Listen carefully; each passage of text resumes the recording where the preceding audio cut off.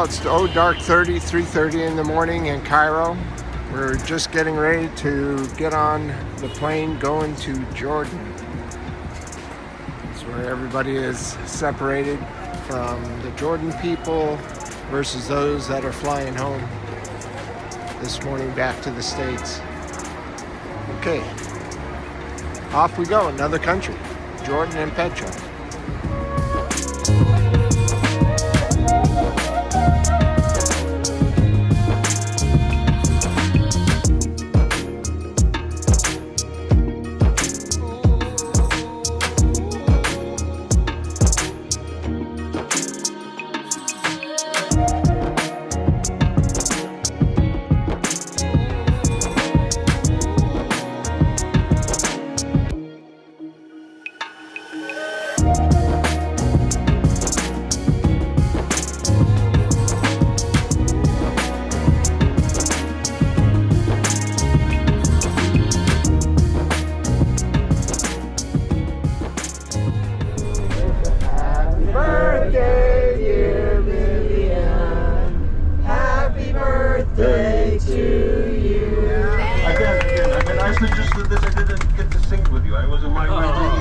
Can we do it again? Sure. We love you.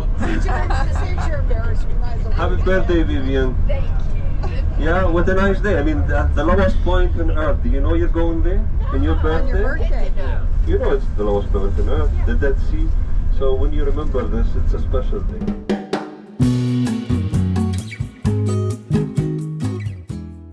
The Dead Sea is one of the world's saltiest bodies of water, 9.6 times as salty as the ocean. Its salinity makes for a harsh environment in which plants and animals cannot flourish, hence the name. The Dead Sea is receding at a swift rate. Its surface area today is 234 square miles, having been 410 miles in 1930.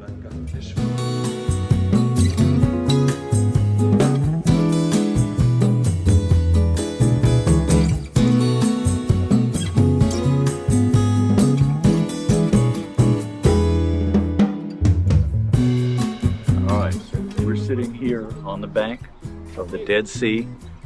What you're seeing behind us is the West Bank of Israel. Directly behind us, about 24 kilometers, is Jerusalem. You go to that way. Jericho, about 22 kilometers.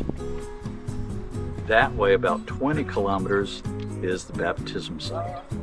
Amazing place to be on the planet, the place of the legends that I grew up with.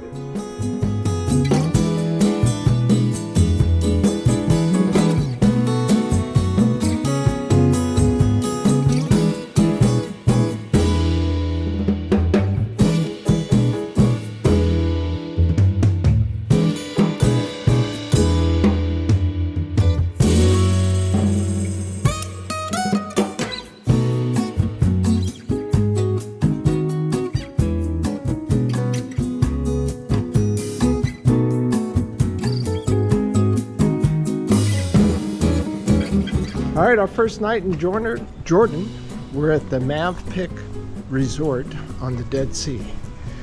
Marcel's got her bathing suit on, and we're gonna go down and rub ourselves in We're going to go into mud, the Dead Sea and then we're gonna go floating.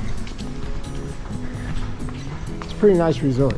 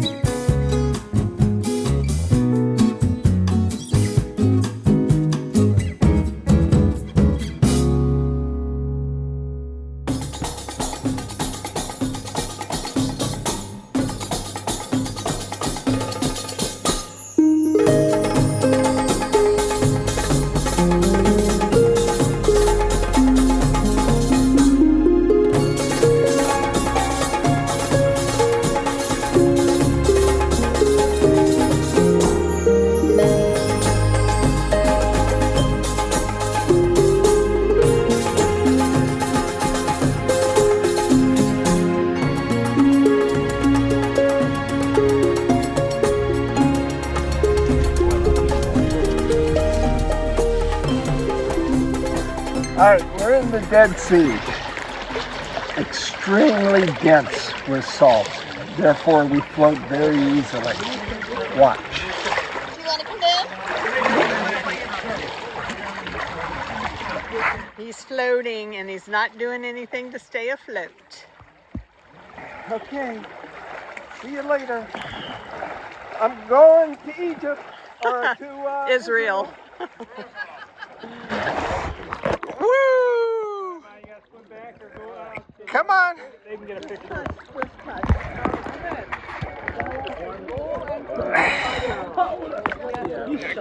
All right. I think she's in. She's in. It doesn't even take anything. Well, I just got a warm spot. Here, come on. I'm gonna pull you. Yeah. Woo! We're floating. Isn't it weird? Yeah, it is. You're right. We are doing nothing and we're floating. Yeah. You want me to hold your hand? We're floating. It's almost sunset. And right behind us is Israel.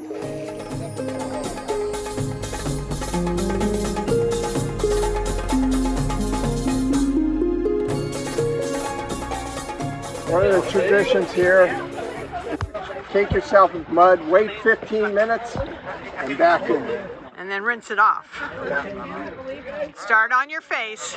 Oh yeah, he told me to start on the face. So you're supposed to start here, and then like here. It's probably hard to see in the sun. Oh, it's gonna make me smooth. Just doing this. Yeah.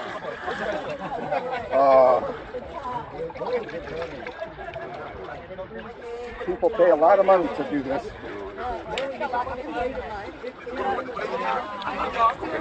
It's a little sandy. Is it gritty? It's just a little bit, not much. So it exfoliates at the same time. Yeah, just a little burn where there's cuts, like I said there would be. Well, that's from the salt water. Okay, she's going for the heavier mud. Yeah. Oh yeah, that's the good thick stuff. All right.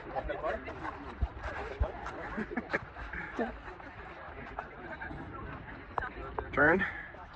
There we go. Nice. I don't usually have to do my own facial. All right. Is my face done? Yeah. All right. I think more than mine. Probably.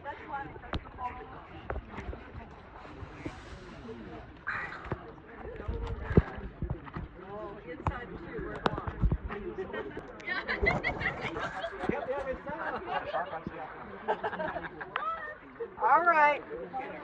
Good? That's it? That's it. Okay. Timer.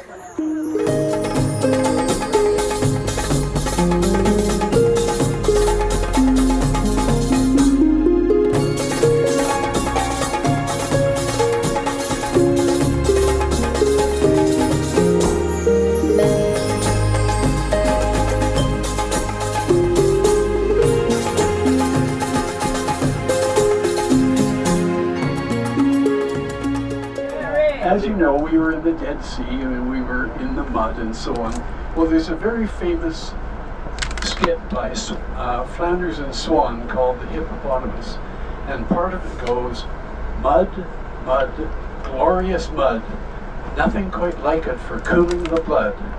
So follow me, follow, down to the hollow, well, to the beach, and there we will wallow in glorious mud.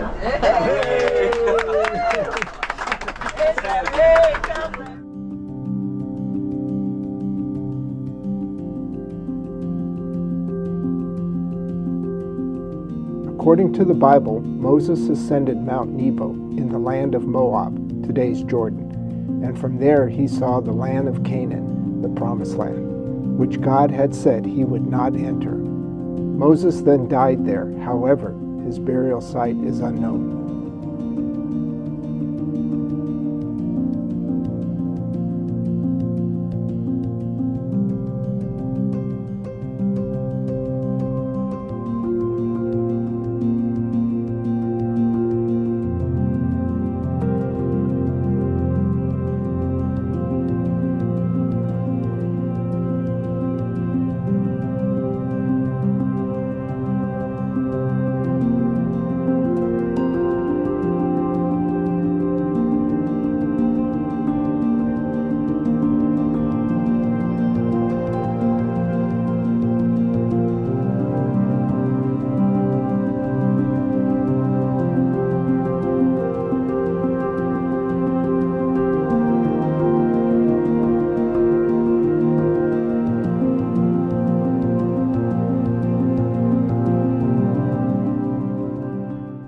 Well, the view is not that great today, but this is where Moses came and was shown the promised land with Egypt over there. He never made it across the Dead Sea, and this is where he passed on this side of Jordan.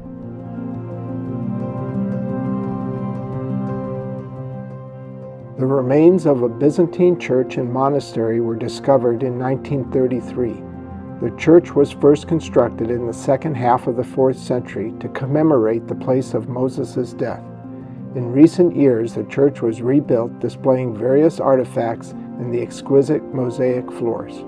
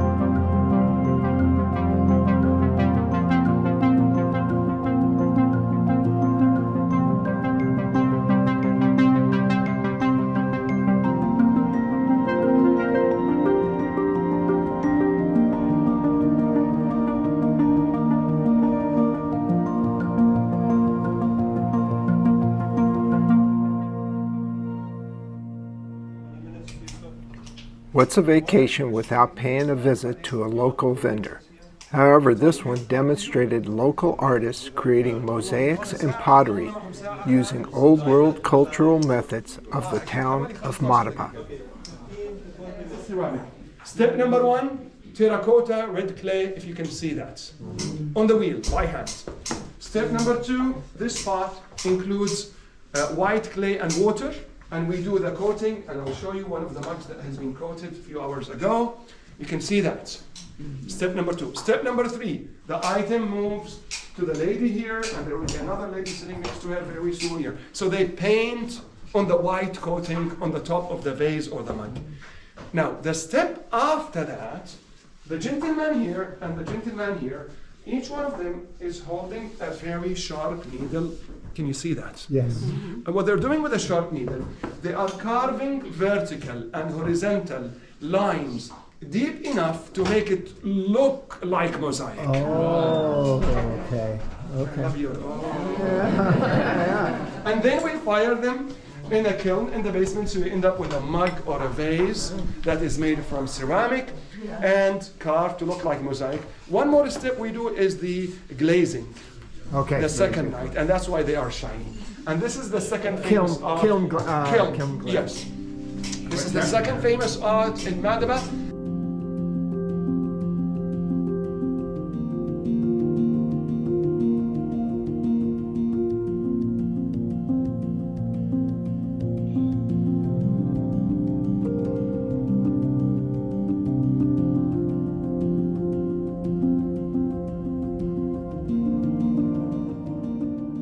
The Madaba mosaic map is a map of the region dating from the 6th century and preserved in the floor of the Greek Orthodox Basilica of St. George. With 2 million pieces of colored stone, the map depicts hills and valleys, villages and towns in Palestine and the Nile Delta. The mosaic contains the earliest extant representation of Byzantine Jerusalem labeled the Holy City. This map is one key in developing scholarly knowledge about the physical layout of Jerusalem after its destruction and rebuilding in 70 AD.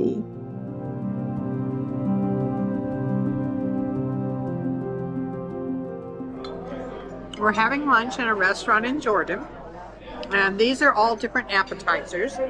This is like a pita bread that's been fried, and on it is thyme and sesame seeds that have been ground up and put on there.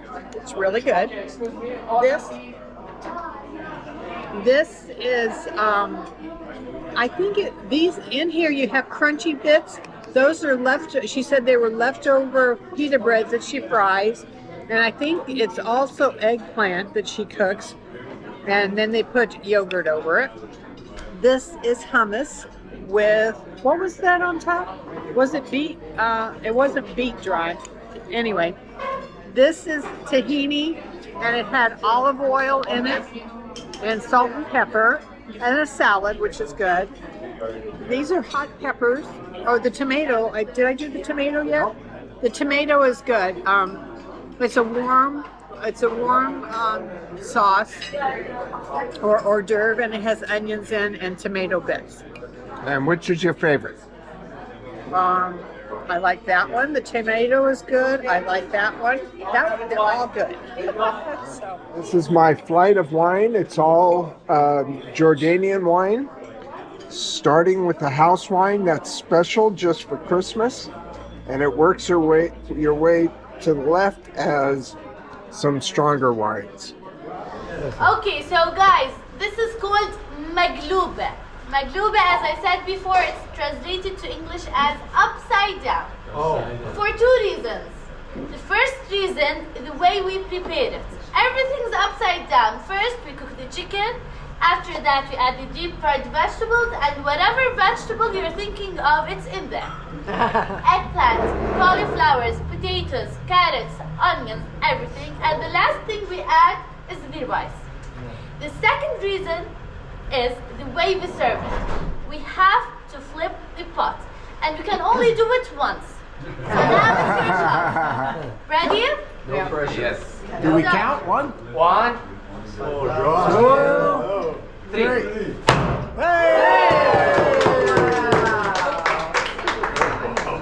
Do they say,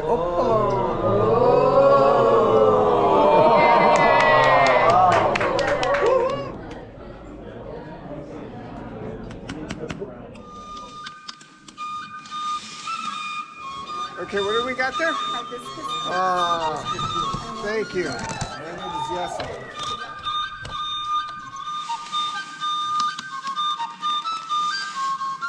The night we arrived in Petra, we were able to participate in the hike through the narrow gorge or the Seek to the treasury and view the night lights display.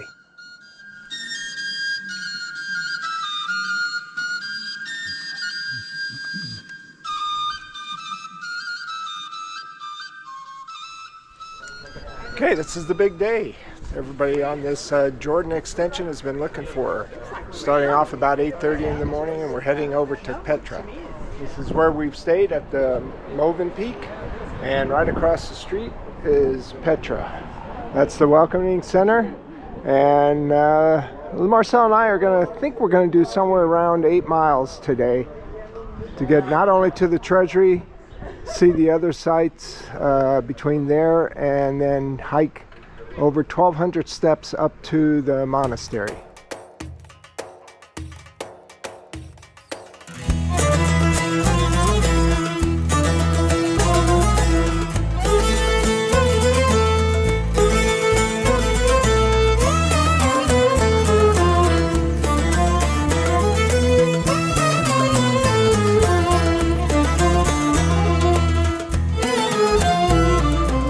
Petra is a historical and archaeological city in southern Jordan, famous for its rock-cut architecture and water conduit systems.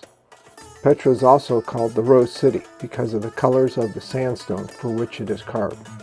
The city is one of the new 7 wonders of the world and a UNESCO World Heritage Site.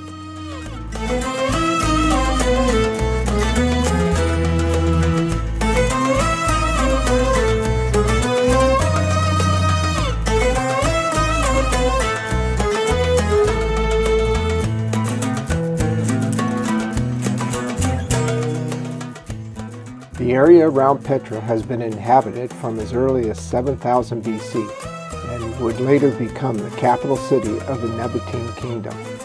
The Nabateans invested in Petra's proximity to the incense trade routes by establishing it as a major regional trading hub, which gained them considerable revenue.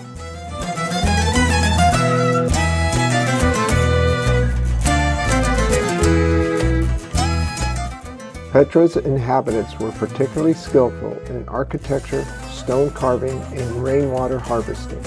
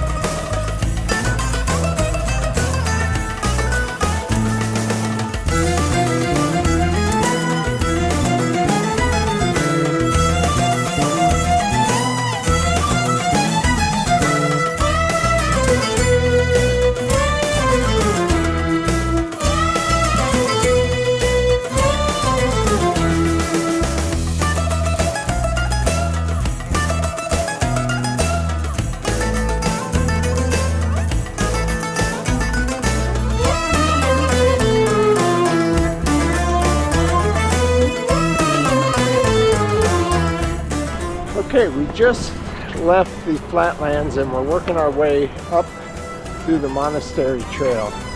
It's going to be up through that slot canyon that you see ahead of us.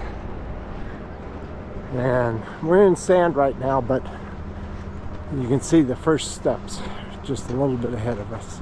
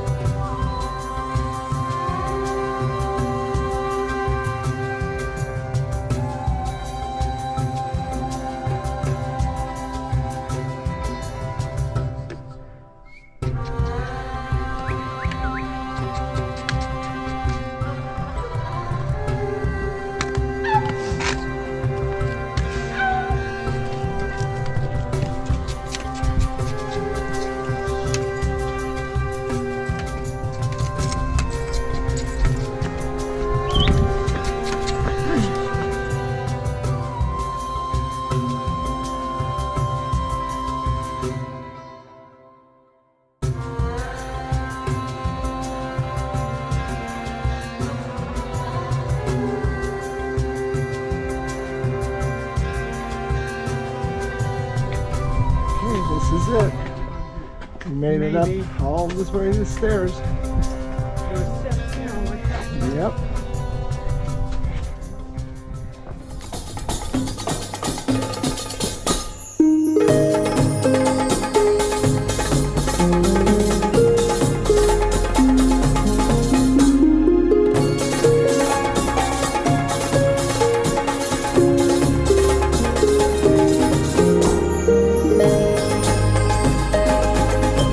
Weren't all those steps worth it?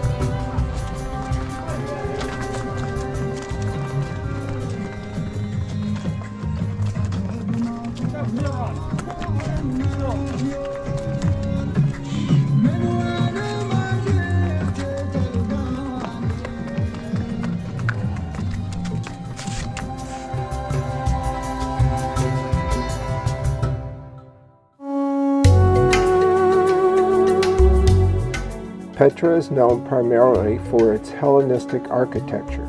The facades of the tombs in Petra are commonly rendered in Hellenistic style, reflecting the number of diverse cultures with which the Nabateans traded with, all of which were in turn influenced by Greek culture. Most of the tombs contain small burial niches carved into the stone.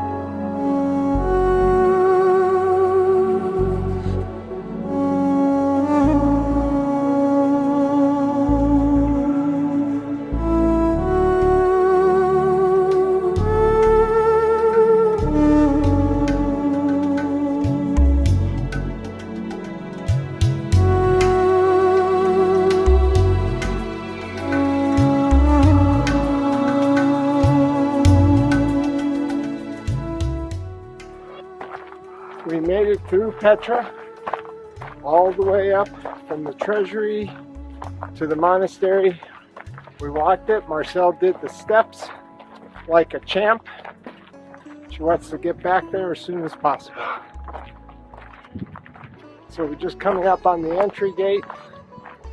We haven't made it back to the hotel. We believe the GPS is off, but the GPS currently shows 13.4 miles. Which has got to be off. Which is off. We believe it's somewhere around 8 miles with a pretty decent elevation gain, a few thousand feet. So we'll get those stats, we'll put it up on the screen here.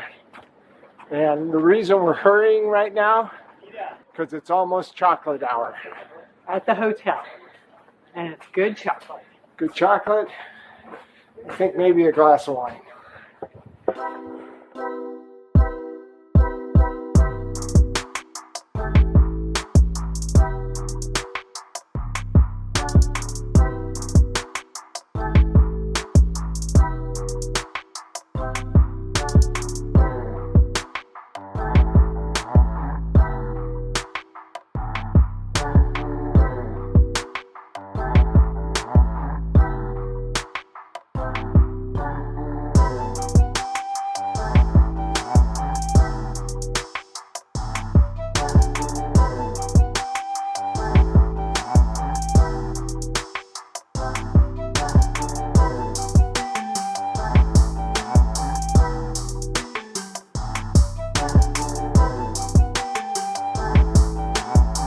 Jerish is the site of the ruins of the Greek city referred to as Antioch on the Golden River. Ancient Greek inscriptions from the city support that the city was founded by Alexander the Great, who allegedly settled aged Macedonian soldiers there during the spring of 331 BC.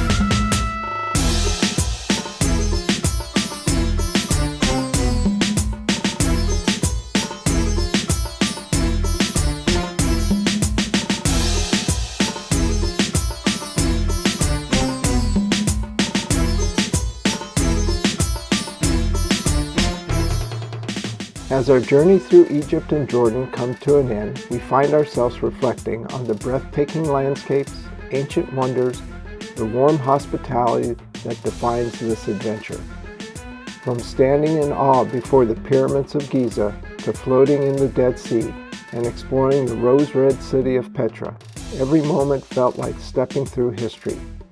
The golden sands, vibrant bazaars, and fellow travelers we met will linger in our memories forever. Though this trip is over, the experiences and stories will stay with us forever. Now on to the next journey.